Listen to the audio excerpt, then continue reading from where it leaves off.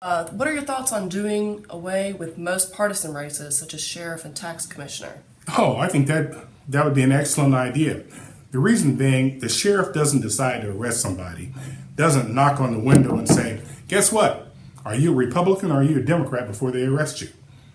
The sheriff has a job to do. Same thing with the tax commissioner. Tax commissioner doesn't do anything in a partisan manner. I think they should both be nonpartisan, and that would eliminate some of the mess that we're in now. Someone questioned sheriff position supposed to be nonpartisan after consolidation? No, that was not part of it, and here's why. Sheriff is a constitutional officer authorized by the Georgia Constitution. You just can't change the Bibb County sheriff. You have to change the sheriff for all 159 counties. Do you know how difficult that is to do? And that's why it wasn't done. Any hope with doing away partisan races? There's always hope. I really, quite frankly, never thought I'd see consolidation in my lifetime. But it happened. It came about after a lot of consternation. If I had a dime for every editorial I've written pro-consolidation, I could probably retire. And I really never thought it would happen, but it did. So there may come a time when those races are nonpartisan. It really makes sense. But any questions that you might have about elections, I've got a lot of information. There's some races here that should be very interesting. Johnny Isakson is being primaried by two candidates.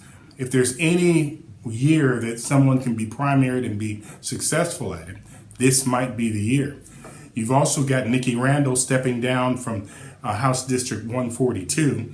There were three candidates seeking that seat, but now there's only two. Frank Austin had to drop out because he didn't meet the residency standards. And former state senator Miriam Paris is running for the office, along with a former city councilman, Gerald Harvey, that's running for that office. Let me see, what else is interesting in the area?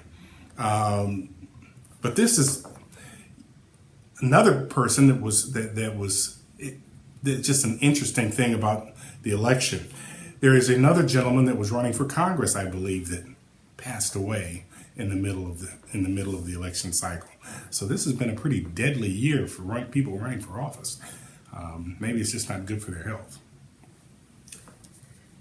Charles, what are your thoughts on the Superior Court race here in Houston County and the likely runoff? Oh boy.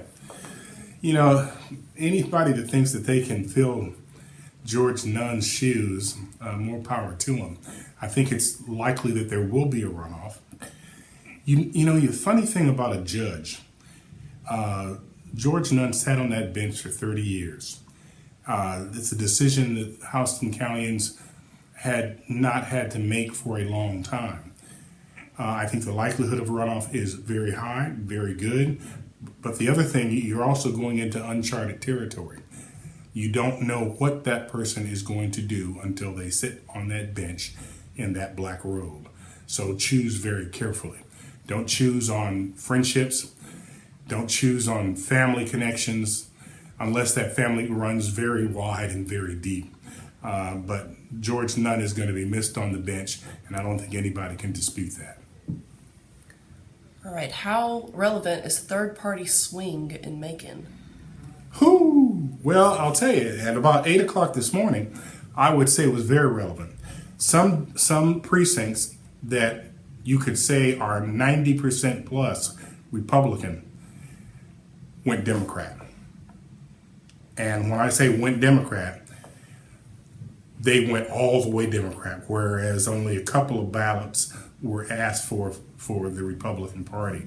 And there were some people that were upset because they did exactly what I described earlier, that they forgot to ask for the Democratic ballot, and they had already started to vote, meaning that they could not get a Democratic ballot, which also meant they could not vote for sheriff or vote for tax commissioner.